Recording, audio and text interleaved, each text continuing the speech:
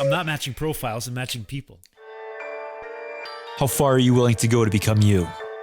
I'm asked that same question every morning. The connection has been lost to each other and to ourselves. Toxicity continues to rise while self-worth continues to fall. This was created out of sheer necessity, the desire to create change and curve the culture back to connection. My journey has rerouted my idea of who I'm becoming. Connection begins within, continues outward. Love you, then love me, in that order. If I'm about to get uncomfortable, then so are you. I'm learning who I am. Now I want to get to know you. Connection over convenience. Hi. Hi, how are you? How are you? I'm doing great. Apologize for that delay. I was having some issues downloading and opening the app on my Mac, so No worry. No worry at all. This is real life. We love this. yes. Good volume and everything? Good volume, absolutely. All right, hold on, Luke. Luke, we good? I think we should be good. All right, it's good as we're gonna get here. Absolutely. What's going on out there? Not too much. It's a Monday morning. Yeah. How are you this morning? I'm great. Did you take the day off? Or you still working? Yeah, so I run a couple companies, so I have a little bit of flexibility, which is nice. My husband still works, so luckily he has the day off. So we've got a couple meetings this morning and then probably go hiking sometime later today and try to enjoy the weather permitting. It looks like it might be a little rainy, so fingers crossed it holds up. How about you? I'm doing well. Yeah, we got the rain right now, but it looks like it's going away, so it may be headed your way. But Yeah. that shouldn't stop you from hiking, though. It's great to hike in the rain. I don't know if I've ever hiked in the rain. I'll have to give that a shot. Sure, it's very therapeutic. That's right. Hold on one second. Okay. Good stuff. So this is so exciting to finally meet you. You're like this almost like a daily blogger. Your posts are very different than everybody else, and that's kind of how I got to know you. And I realized after a while that I think you post at the exact same time, or at least I see it like my 6 o'clock, you must be your 5 o'clock. So it's like always there. And I love how it's always like, it's very personal. And then it's always signed off, love Shan. And it's very different. And I think that's how I got to know you. We came across each other through LinkedIn. I meet a lot of people. And I just found out, I'm so curious of your journey, because we've had a lot of conversations through LinkedIn back and forth. We actually had never actually spoken outside of, but we've talked a lot about mindset, relationships with ourselves, with each other, and just personal growth, personal development. And I just found out that you were an actress. Is that right? Yeah, I studied theater I went to college for theater and had planned to pursue Broadway once upon a time. Yeah.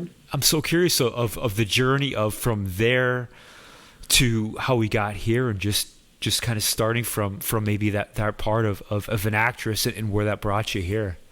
Certainly. Yeah, it's amazing the ride that life takes you on. I don't think any of us can be fully prepared for where we'll end up or what happens to us. We just have to embrace it all. So in terms of my story, I have kind of a unique upbringing. I had a fairly dysfunctional family and ended up moving out when I was 16 just because it wasn't a safe environment to stay in. Luckily, I had some amazing friends in my life, so I was able to couch surf kind of my way through the rest of high school. And if I'm being honest, I just had no idea what was next for me.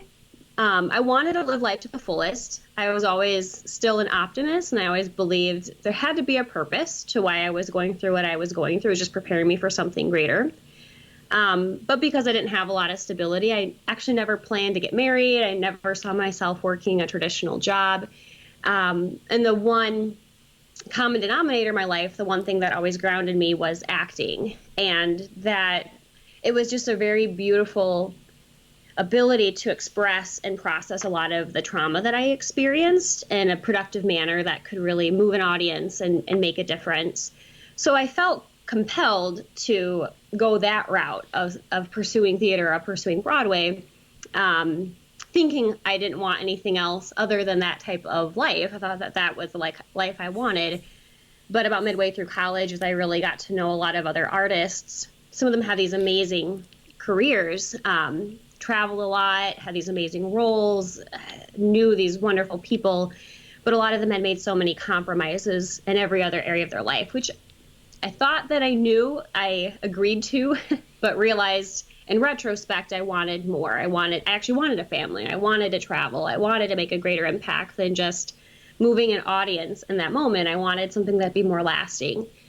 And that was a really difficult time to realize that and have no backup plan and nowhere else to fall back on. So I did a lot of networking. This was before LinkedIn. And as I got to know people in my community and in-person networking events, I just realized being an entrepreneur would allow me to have the type of lifestyle that I wanted without feeling tied down by just working a job traditionally, but it would give me the abundance in those other areas. And along the way, I found myself starting to share content on LinkedIn and now doing some coaching. And I think it's amazing how it all comes full circle. I can use some of my theater and film experience into creating content and now into coaching other people on entrepreneurship mindset, financial literacy, etc. So a little bit about my story, where I came from and now where I am today. You mentioned it was a dysfunctional environment that you were in, and that's why you got out. In a way, do you think acting was almost like a protection or a mechanism to while you're in that environment to be able to survive? Absolutely. Yeah, I don't think people believe this when I tell them today, but I used to be the most shy, quiet person. I had a very, very low self-image as a byproduct of the trauma that I went through. And being able to find my voice for the first time through theater and through eventually doing just some independent film work gave me the confidence to start to believe in myself and again kind of process what I went through. So it was absolutely a mechanism to work through all of what I went through and survive and I think thrive in spite of what I went through in the most productive way. I'm fascinated by this now because I'm big on unwiring and rewiring and kind of walking away from the old personality. And to me, that's real transformation. It's not just a temporary change, but a full transformation. And when I think of acting is almost a way of, because you said you were almost in a shell essentially, right? And so it gave you like this other character to be, almost to connect yourself and to walk away from your current personality. And it sounds like somewhere between there and there, you did a full transformation where you're able to literally like walk into another person and not as an actress, but as yourself. So I'm fascinated by that.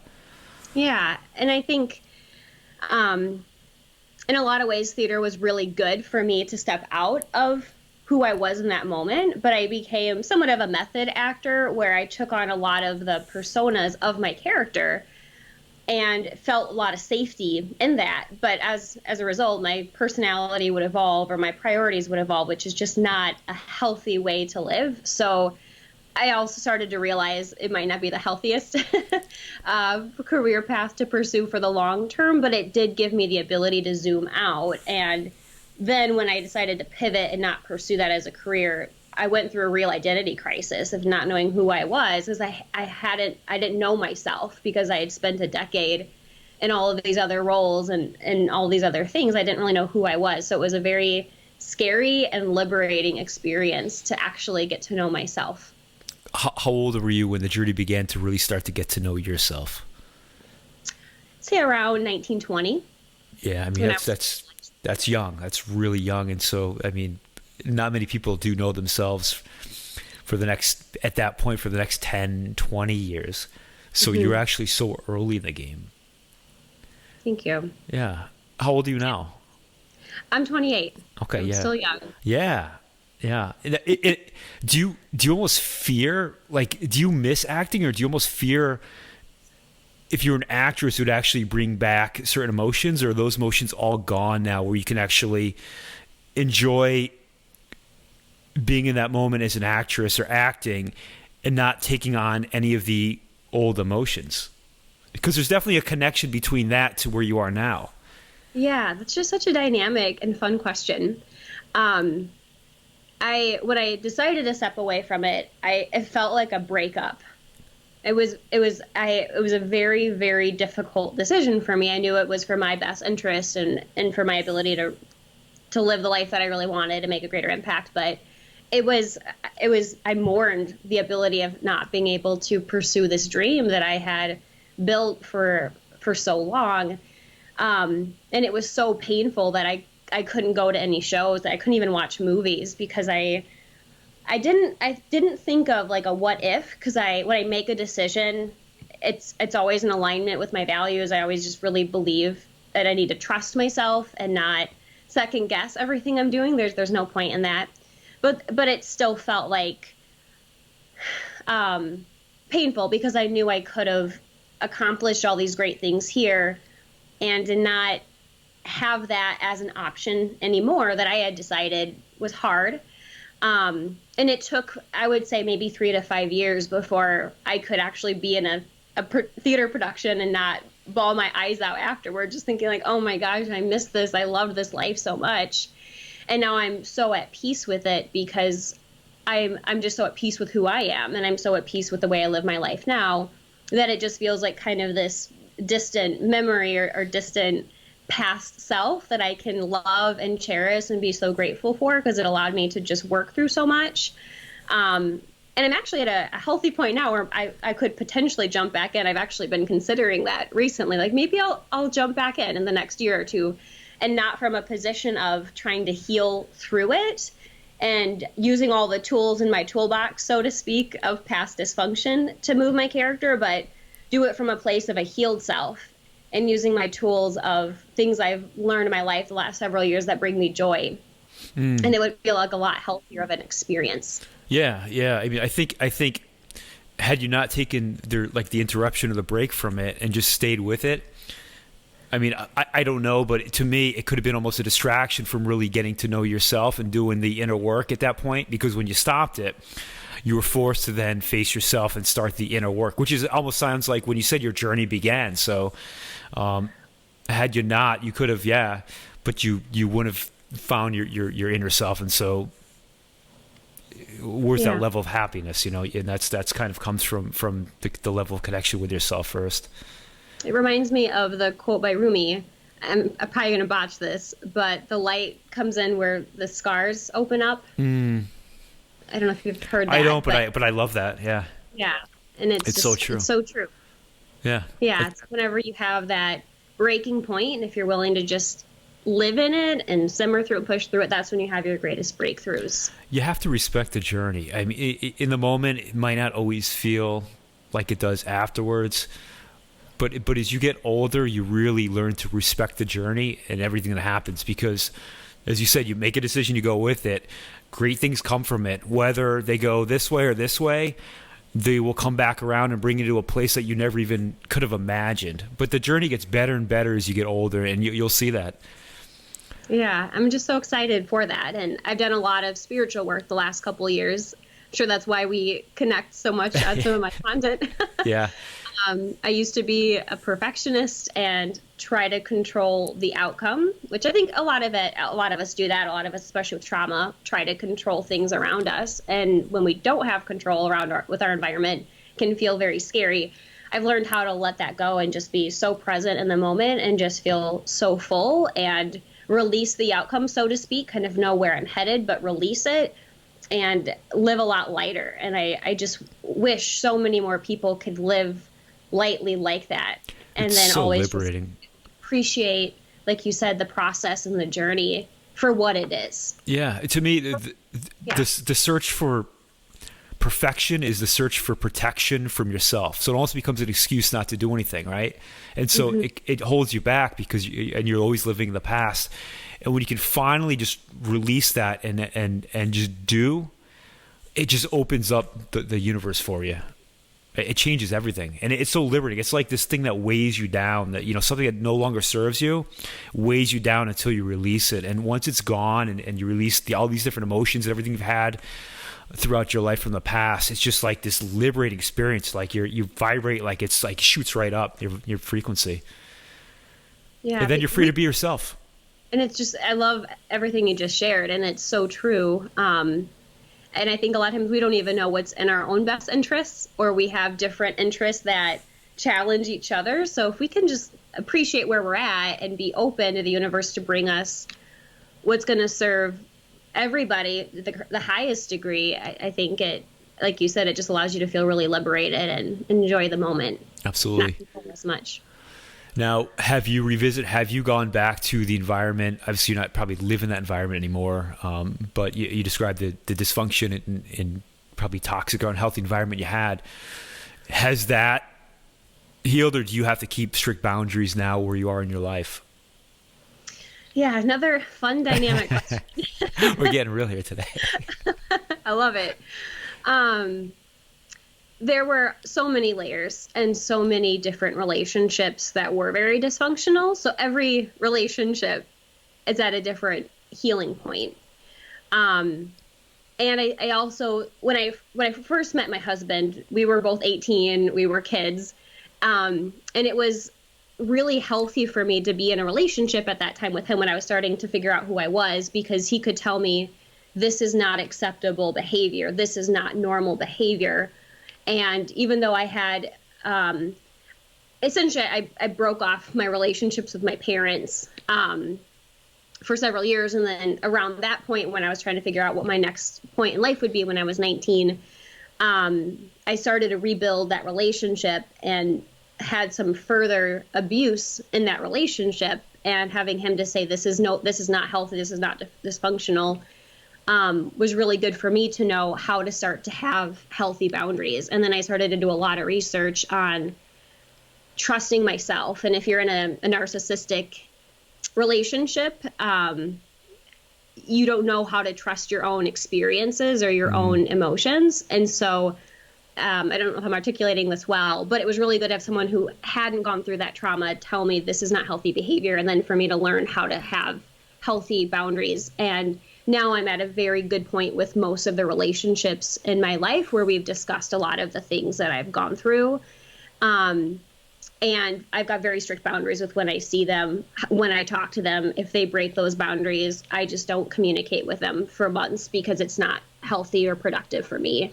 But I used to not feel like I had that right to demand that. And I've learned you have to do that. Otherwise, you're teaching people to abuse you. Yes. Yep. You're welcoming it, essentially, right? What's interesting to me is that, so if you met your husband then at 18, and so you didn't go through these experiences of all these different abusive relationships, of romantic relationships. And that's interesting to me, of that. Not only, you guys, a true partnership is what you have, and must have been a tremendous amount of support for each other to get through that transformation, everything from probably where you started to today.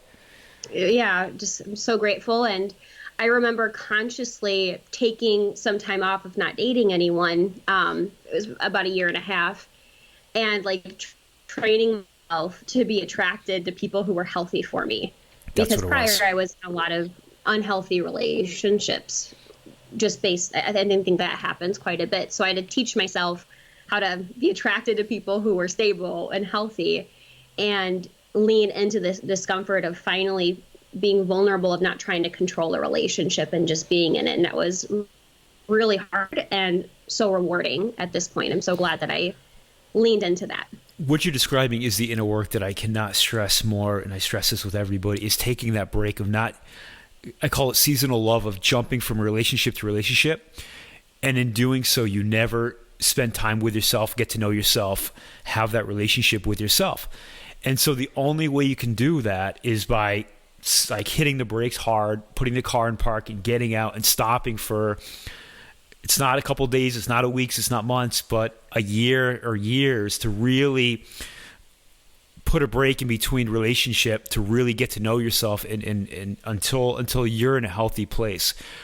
Because otherwise you're trying to fill it externally over and over again. And that if you did not take that break, and that tells me why you were able to go into a much healthier environment, because you took the time. Had you not, you would have kept repeating the cycle over and over and over, and found that same person with a different name, but that same person again and again.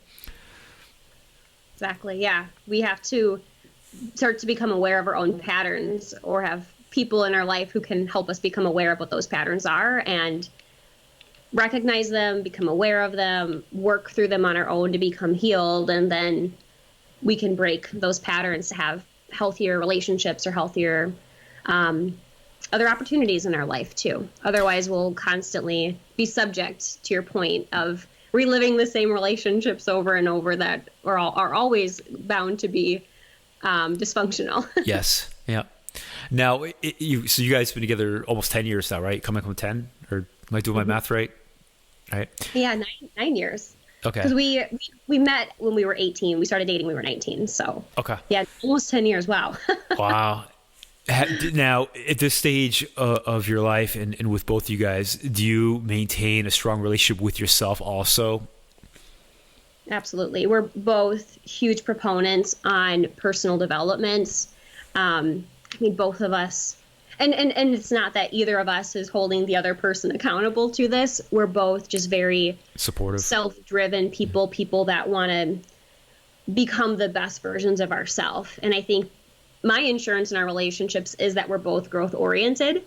And I think that's what attracted us to each other, and why I was terrified of dating him initially, because I'd never been in a relationship with someone who operated that way. So we both are very much growth oriented people who want to do all the hard work. And in addition to that, we read books together as a couple, and we talk about what we read, and then we do a spiritual activity right before we go to bed every night. And so having those types of rituals together and then separate is what allows us to have such a really real, deep, beautiful marriage. We still feel like we're in the honeymoon phase. That is beautiful. I love that. I love that. You guys do that every night.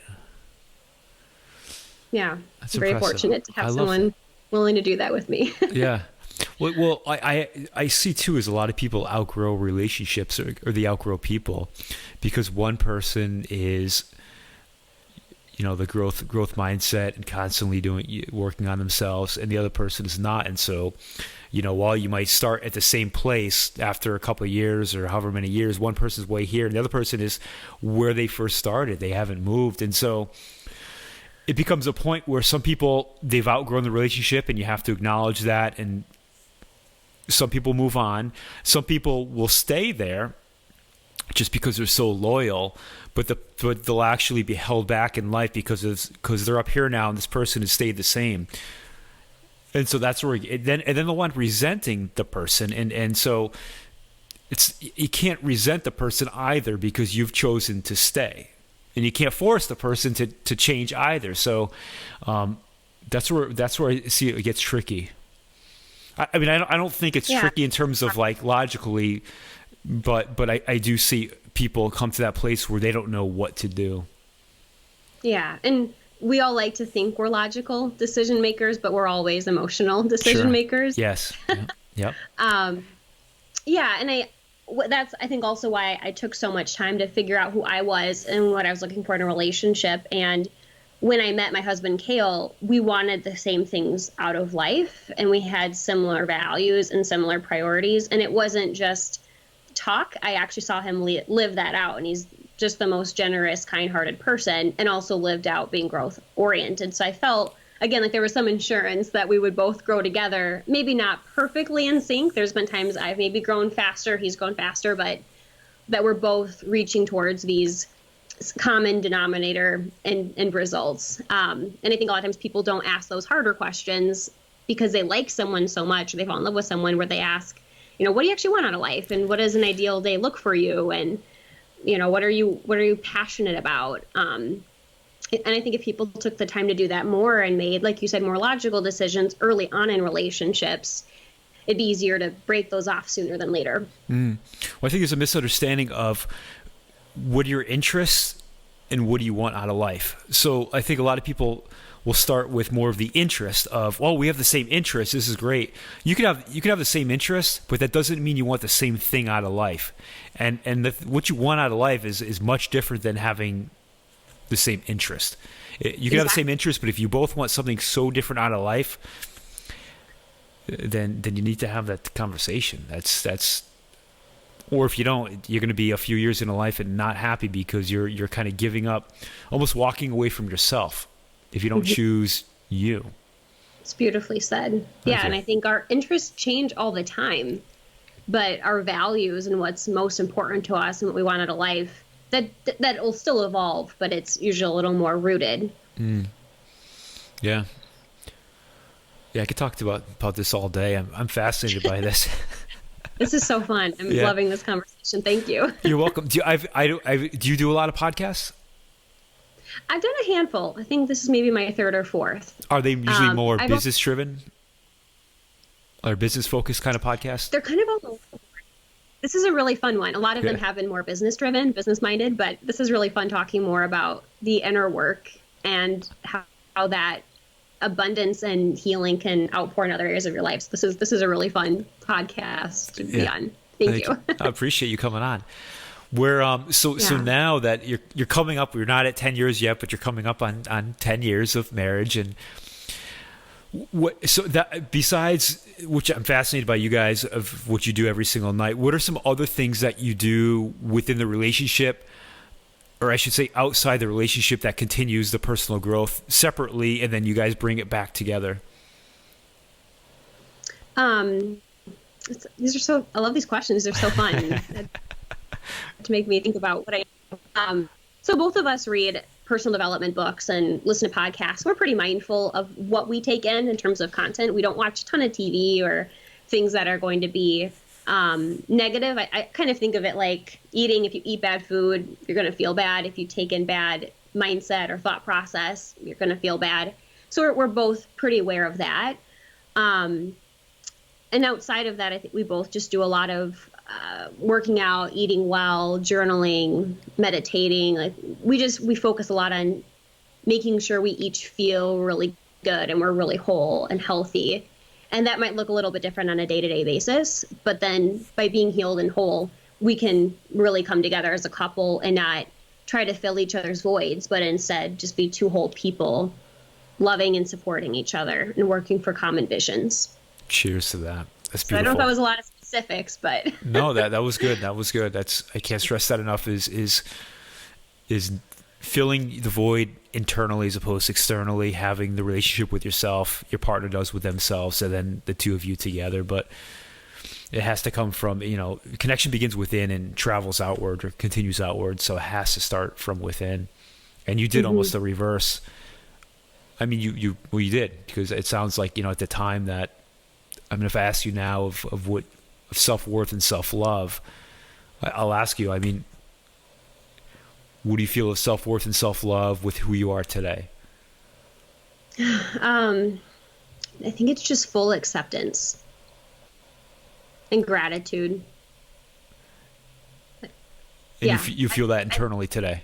I feel that internally today. And that is I don't know if I've ever said that out loud, that I've come a long way to just know that I fully accept and am grateful and proud of everything I do. And that doesn't mean I'm perfect every day. I've learned how to give myself tremendous grace and be light when I'm not the most productive person.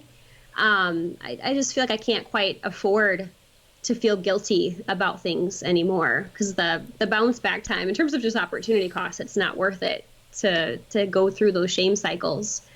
So I think at this point, my self-worth and my love just comes from fully embracing and accepting who I am in the moment and just trusting that I'm doing the best that I can. And from that, it's allowed me to have full acceptance of other people and expect the best out of other people. And it's really deepened so many of my relationships. Do you recognize the Shannon of 16 or earlier, or you don't even recognize that girl anymore? I can see flashes of her. Yeah.